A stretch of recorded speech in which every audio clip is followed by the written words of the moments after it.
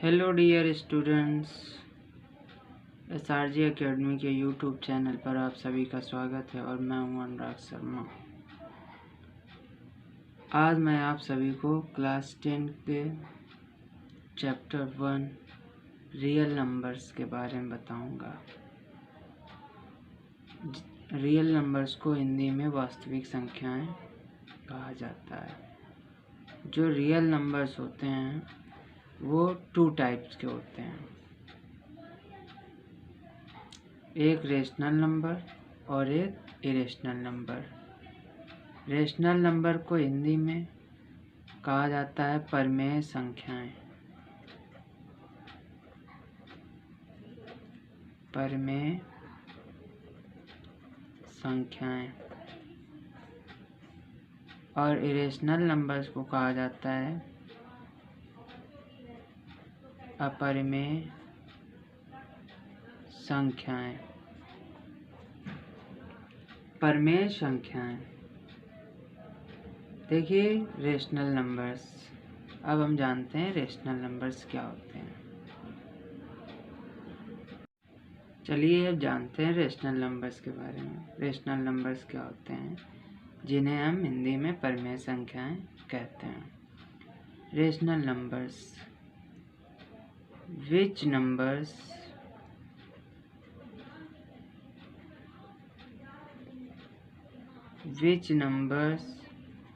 can be written in the form of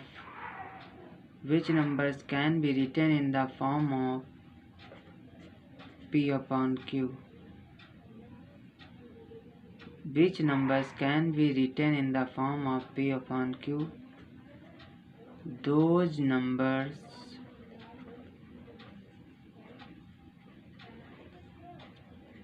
are called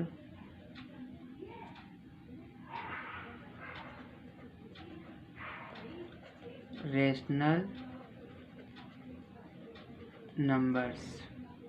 ठीक है, इसमें एक कंडीशन होती है कि ये कभी भी जो रेशनल नंबर्स होंगे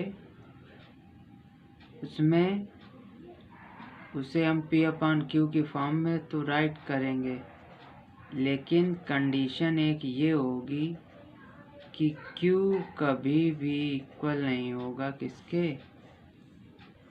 0 के। ये आपको कंडीशन याद रखनी होगी कि Q को हम कभी भी 0 नहीं ले सकते। ठीक है, रेशनल नंबर्स जो होते हैं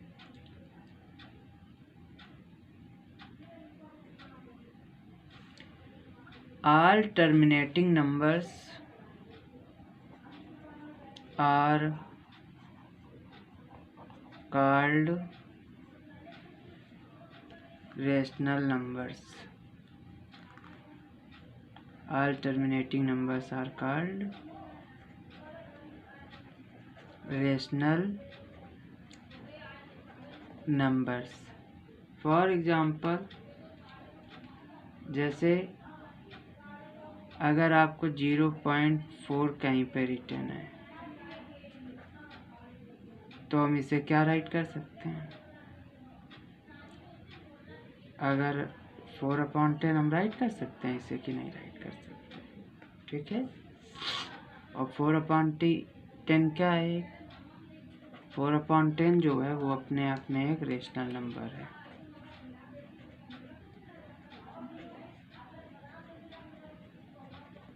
ठीक, 4/10 अपने आप में एक रेशनल नंबर है।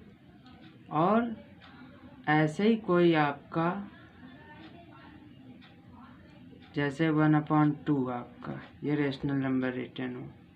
ठीक है, तो जब आप इसे डिवाइड करेंगे 2 से, अगर हम 1 को डिवाइड करें तो 2 से 1 डिवाइड तो होगा नहीं, तो 0 लगा देंगे, पॉइंट लगा के 0 बढ़ा देंगे। 2 5 जा 10, और जो 10 होता है वो अब 10 आते ही यहाँ पे क्या हो जाएगा, 0 आ जाएगा। तो आपको पता है टर्मिनेटिंग नंबर्स क्या होते हैं। अगर हम किसी नंबर से किसी नंबर को डिवाइड करते हैं और अगर वह नंबर कम्प्लीटली डिवाइड हो जाता है जिस नंबर से हम डिवाइड कर रहे होते हैं, तो उस नंबर को टर्मिनेटिंग नंबर बोला जाता है। ठीक है, ऐसे नंबर्स क्या कहलाते हैं? Terminating numbers. ठीक है, तो जो टर्मिनेटिंग नंबर्स होते हैं वो रेशनल नंबर्स भी जो टर्मिनेटिंग नंबर्स होते हैं वो रेशनल नंबर्स भी होते हैं। क्लियर हुआ? अब आगे बढ़ते हैं। all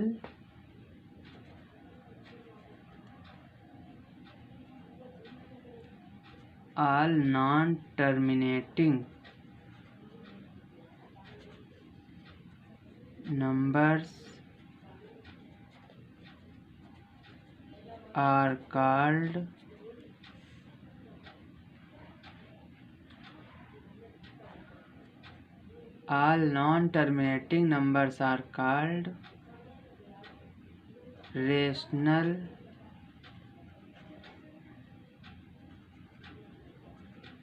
numbers if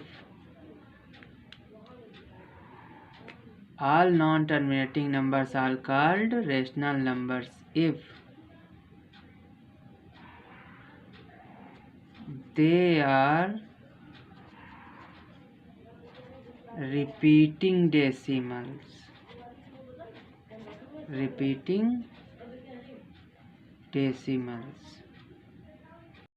इसका एग्जाम्पल ये है 0.333 ... ऐसे इनफाइनाइट तक 3 जो है आगे बढ़ रहा होगा। ठीक है, यहाँ पे तो ऐसे नंबर्स क्या होते हैं आपके? नॉन टर्मिनेटिंग नंबर तो है लेकिन ये क्या है? आगे आपका बढ़ रहा है, इसलिए इसे ठीक है नॉन टर्मिनेटिंग और रिपीटिंग बोलेंगे, क्योंकि जो 3 है वो बार बार क्या हो रहा है? रिपीट हो रहा है, इसलिए रिपीटिंग डेसिमल। ठीक है, और ये कहीं इसका एंड नहीं हो रहा है, इसलिए ये नॉन टर्मिनेटिंग नंबर है। ठीक है, ऐसे ही आपका सेकंड हो कोई 0.4242 ऐसे करके, ऐसे कोई थर्ड एग्जाम्पल हो आपका 0.672 ऐसे करके। ये ऐसे जितने भी नंबर होते हैं वो आपके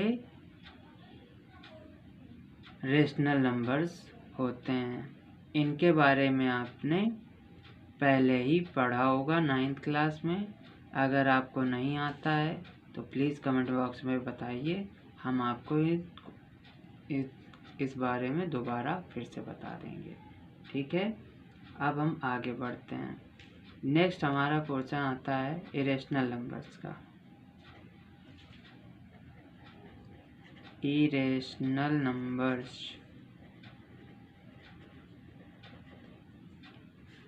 जिसे हिंदी में क्या कहते हैं? Which numbers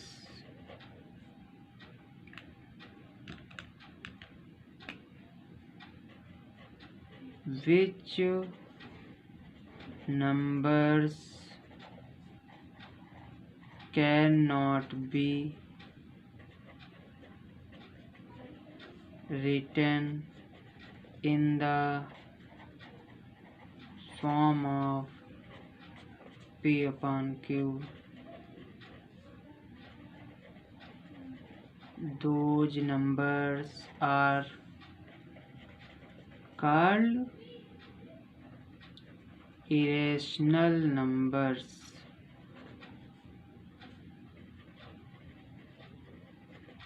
ठीक है,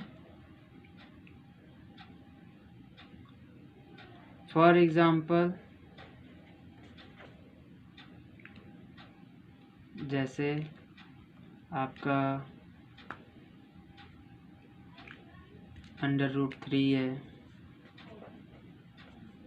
√2 है, पाई है, साई है, नीटा है, ईटा है, इन्हें हम इरेशनल नंबर्स कहते हैं। ठीक है।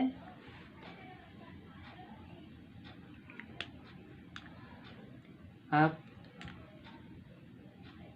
कंडीशन इसकी 1 है कि non terminating non repeating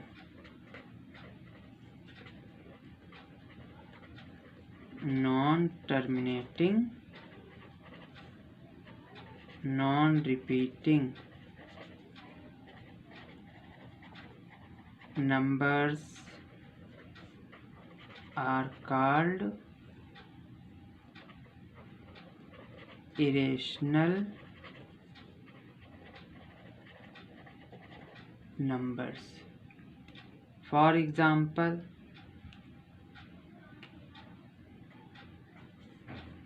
condition इसमें क्या बताई गई, वो नॉन टर्मिनेटिंग तो हो ही, लेकिन उसके साथ कंडीशन ये होनी चाहिए कि वो रिपीट ना करे। ठीक, जैसे √3 की वैल्यू आप लेट कर लीजिए, बताइए चलिए √3 की वैल्यू क्या होती है।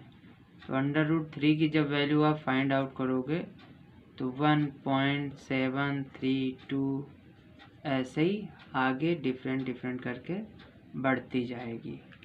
ठीक है। नेक्स्ट, ऐसे ही आपकी अगर √2 की वैल्यू फाइंड आउट करोगे तो उसकी भी 1.414 ऐसे ही आगे बढ़ती जाएगी। और अगर थर्ड नंबर और पाई की वैल्यू अगर करोगे तो उसकी जो वैल्यू होगी 3.1415 ऐसे ही आगे बढ़ती जाएगी। बढ़ेगी यानी बढ़ती तो जाएगी, लेकिन ये कहीं पर भी रिपीट नहीं होगी।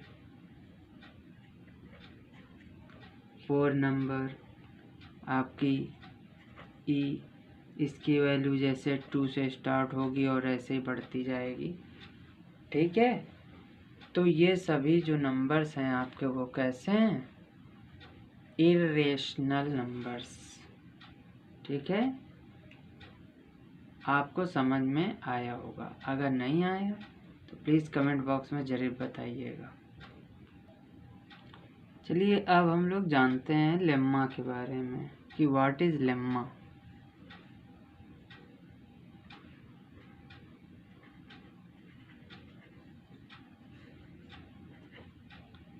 लेम्मा क्या होती है?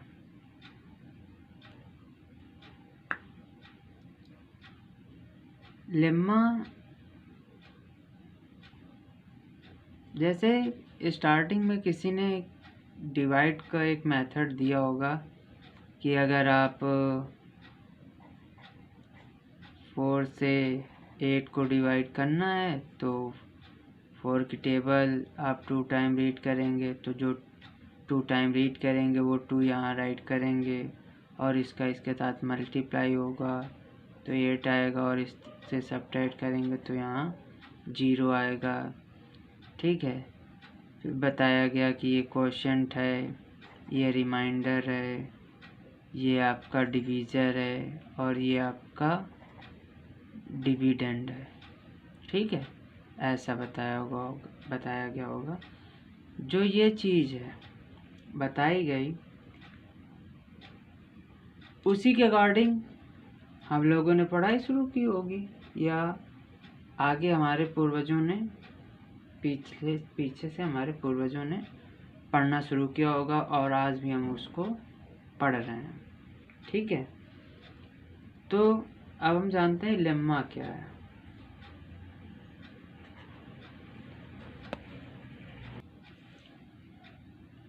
Lemma, a lemma is a proven statement used for proving another statement।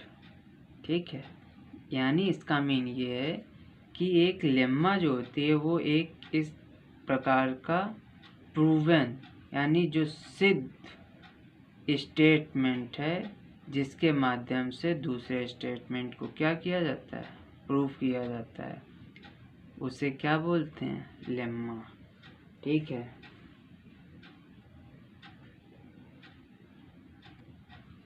अब आते हैं यूक्लिड जी, और यूक्लिड जी अपने अकॉर्डिंग बताते हैं क्या, Euclid's division lemma,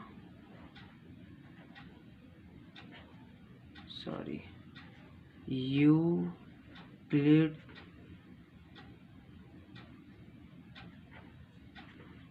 Euclid's division lemma के बारे में बताते हैं। ठीक है, इसमें उन्होंने कहा था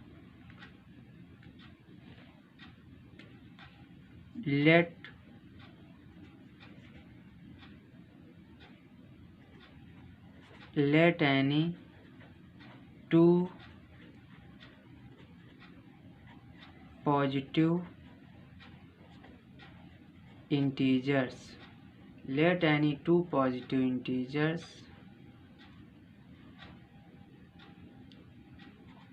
A and B. Let any two positive integers A and B. ठीक है, बट कंडीशन ये है कि जो A है वो ग्रेटर देन है किससे, B से। जब आप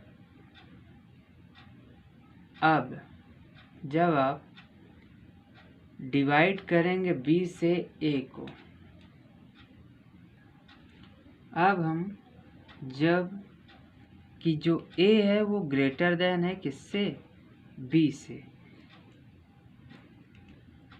इसका मीन ये है कि हम B से डिवाइड करेंगे किसको, A से, और जब B से A को डिवाइड करेंगे तो क्वोशेंट आएगा Q और रिमाइंडर आएगा R।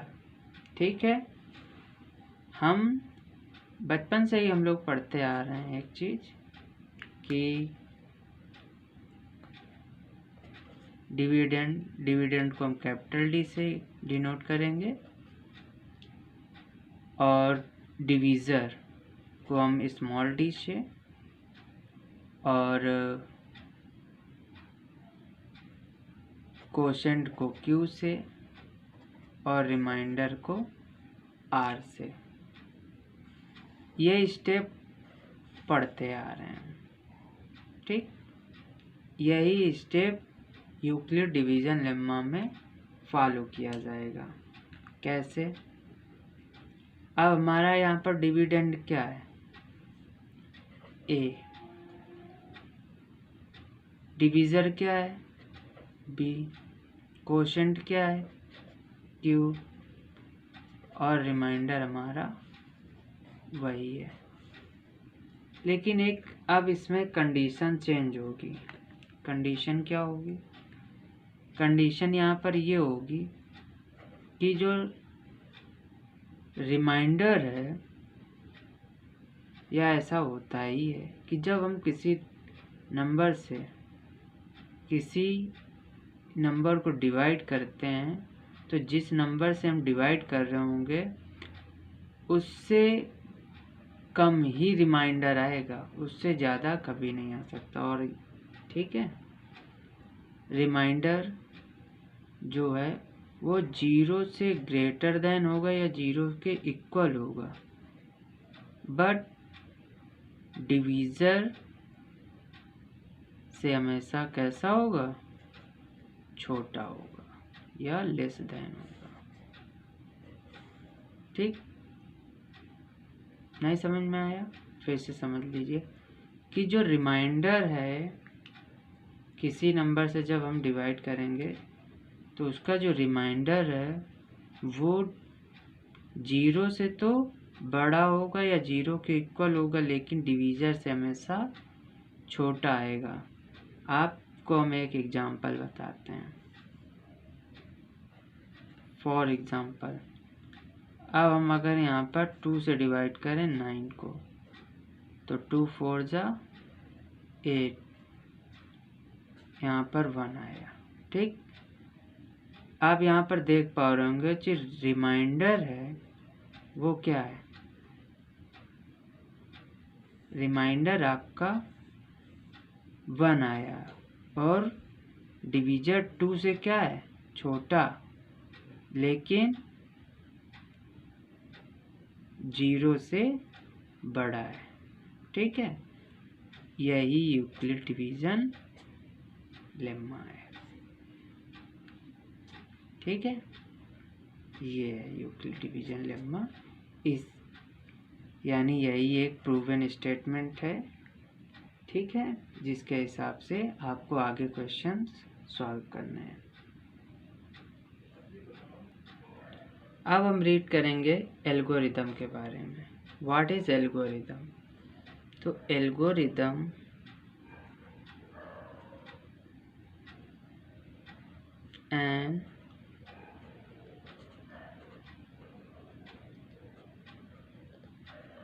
an algorithm is a series of well defined steps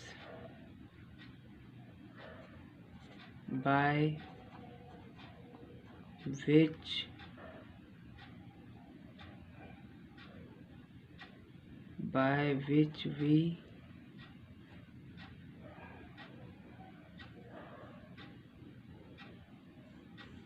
which we solve any problem. Okay, algorithm क्या होती है? An algorithm is a series of well-defined steps by which we solve any given problem. ठीक है,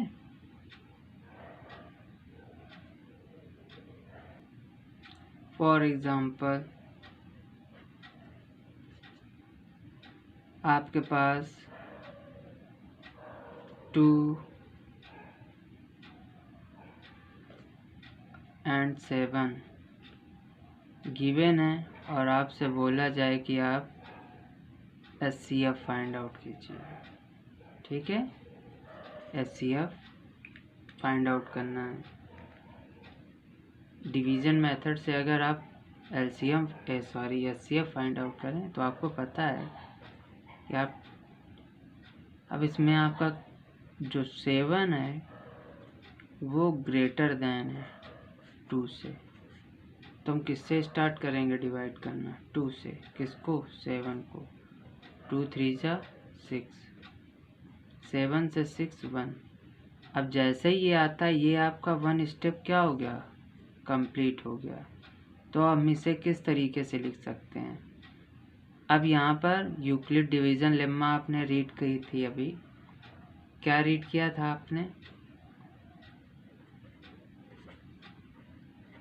bye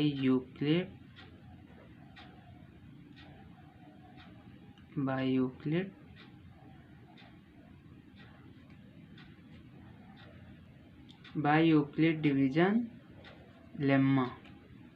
ठीक, उसमें क्या होता था कि आप का जो डिविडेंड वो ये आ गया। ठीक है, divisor into quotient plus remainder, ये फर्स्ट स्टेप हुआ आपका, स्टेप 1। ठीक, ये आपका स्टेप 1 हुआ। स्टेप 2 में आप क्या करेंगे?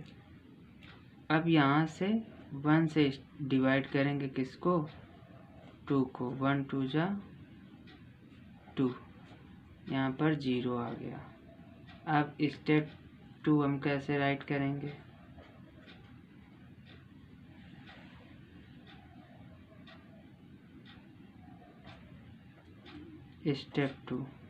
स्टेप 2 में क्या करेंगे, डिविडेंड 2 है, ठीक है, डिविडेंड आपका 2 है और कोशेंट आपका 2 है,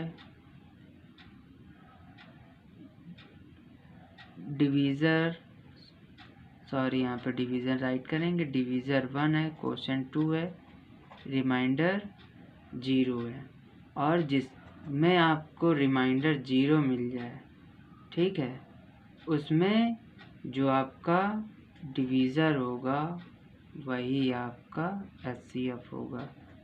तो हम राइट कर सकते हैं कि हेंस HCF इज 1, ठीक, ऑफ 2 and 7।